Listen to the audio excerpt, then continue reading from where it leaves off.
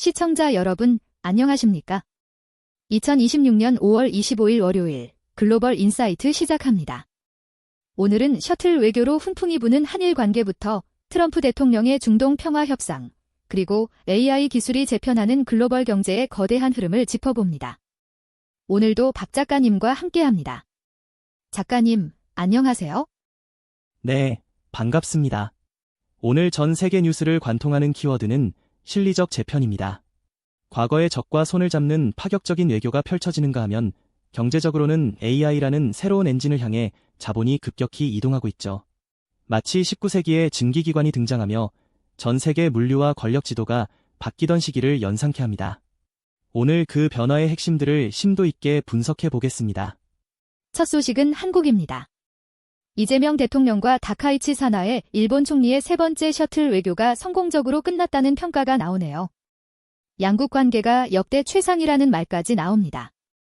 네, 아산정책연구원의 조사를 보면 한국인의 대일 호감도가 2010년 이후 최고치를 찍었습니다. 다카이치 총리에 대한 호감도가 트럼프 대통령을 앞질렀다는 건 정말 상징적이죠. 역사적으로 보면 1998년 김대중 호 부치 선언 당시의 협력 분위기를 21세기 버전으로 재현하고 있는 셈입니다. 다만 북한은 여전히 냉랭합니다.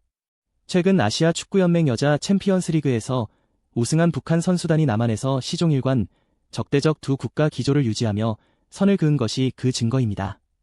경제 지표를 보면 삼고 현상이 여전한데 정부는 이를 성공의 비용이라고 진단했다고요? 김용범 정책실장의 발언이죠. 고금리, 고물가, 고환율을 한국 경제가 한 단계 도약하며 발생하는 마찰음으로 해석했습니다. 실제로 명목 성장률이 10%에 육박하고 있고 한은도 성장률 전망치를 2.6%대로 올릴 준비를 하고 있습니다. 재미있는 건 수출 구조입니다. 삼성전자 등 상위 5대 기업이 수출의 44%를 차지하고 증가분의 83%를 견인했습니다. 이는 1970년대 중화공업 육성기 때 특정 산업이 국가 전체를 끌고 가던 모습과 닮아 있는데 반도체 쏠림과 양극화라는 숙제는 여전합니다.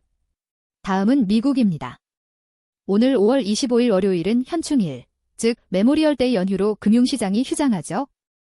네, 뉴욕 증권거래소와 나스닥은 쉽니다.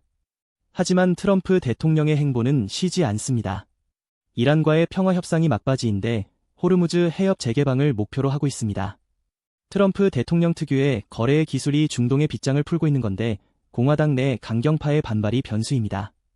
또한 백악관 근처에서 총격 사건이 발생해 비밀경호국이 대응하는 등 보안 이슈도 긴박하게 돌아가고 있습니다. 시장이 닫히기 전 투자 자금의 흐름에 큰 변화가 감지되었다면서요? 골드만삭스 보고서에 따르면 헤지펀드들이 소프트웨어 비중을 줄이고 반도체로 대거 이동했습니다. AI 기술이 기존의 레거시 소프트웨어 서비스를 파괴할 것이라는 공포와 반도체 주도의 성장에 대한 확신이 결합된 결과죠. 2분기 GDP 성장률이 4%를 넘을 것이라는 낙관론도 나오지만 유가가 4년 만에 최고치를 기록하며 소비자들의 발목을 잡고 있습니다. 마치 1970년대 호황 뒤에 숨어있던 인플레이션의 그림자를 보는 듯한 긴장감이 공존하고 있습니다. 중국 소식입니다. 트럼프 대통령과 시진핑 주석의 정상회담이 이른바 노딜로 끝났다는 평가가 지배적입니다. 네, 이란이나 대만 문제에서 구체적인 합의를 못 냈습니다. 오히려 트럼프 대통령이 대만 무기 판매를 협상 카드로 쓰겠다고 하면서 아시아 동맹국들이 긴장하고 있죠. 이에 질세라 시진핑 주석은 푸틴 대통령과 만나 전략적 연대를 과시했습니다. 2001년 설리누호협력 조약을 재연장하며 미국 중심의 1급 체제를 거부하겠다고 선언했죠. 1950년대 냉전 초기 중소동맹의 현대판 강화 버전이라고 볼 수 있습니다. 경제적으로는 제조업 중심에서 AI 기반으로의 체질 개선을 공식화했군요. 제15차 5개년 계획의 핵심이 바로 그것입니다. 2030년까지 산업 전반의 AI 도입률을 90%까지 올리겠다는 건데 미국의 제재 속에서도 화웨이의 AI 반도체 점유율이 28%까지 급등하며 엔비디아를 위협하고 있습니다. 사회적으로는 농민공들을 위한 후커우 제도 완화라는 파격적인 내수 부양책을 꺼냈습니다. 하지만 산시성 탄광 폭발 사고로 82명이 사망하는 등 안전관리 부실이라는 고질적인 문제는 여전히 해결해야 할 과제로 남아 있습니다. 일본으로 가보겠습니다. 니케이 평균 주가가 그야말로 천장을 뚫었다는 소식입니다. 네, 63,339엔이라는 사상 최고치를 기록했습니다. 노무라 증권은 연말에 7만엔까지 갈 수 있다고 보고 있어요.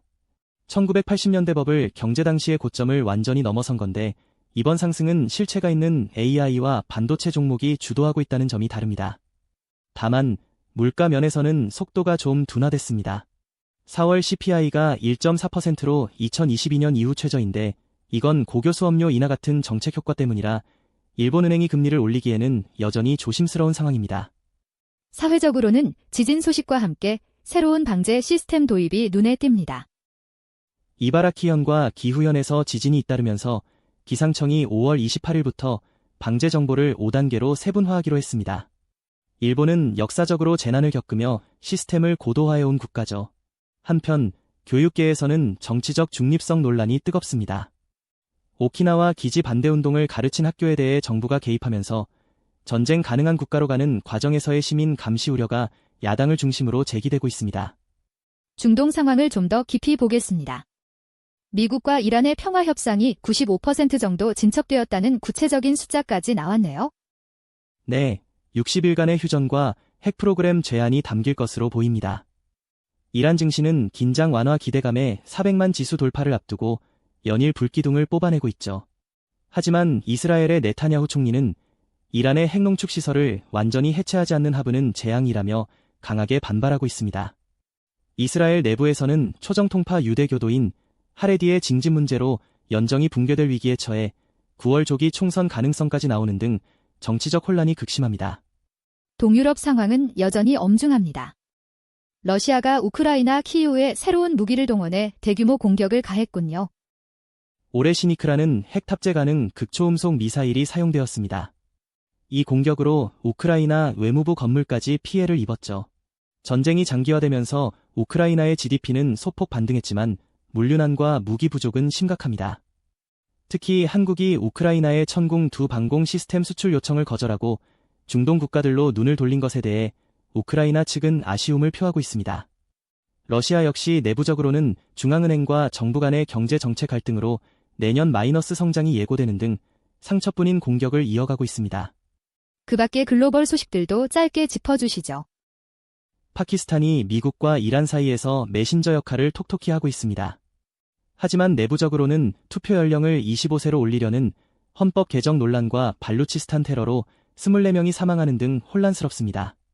미국에서는 가뭄으로 미드오의 수위가 역대 최저를 기록할 것이라는 경고가 나왔고 한국에서는 세계 문화다양성의 날을 맞아 일주일간 다양한 행사가 열립니다.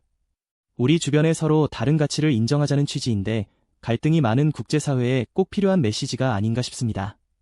오늘 전해드린 뉴스들을 관통하는 한 줄 평을 하자면 새로운 질서는 과거의 익숙함과 결별할 때 비로소 완성된다고 말씀드리고 싶습니다.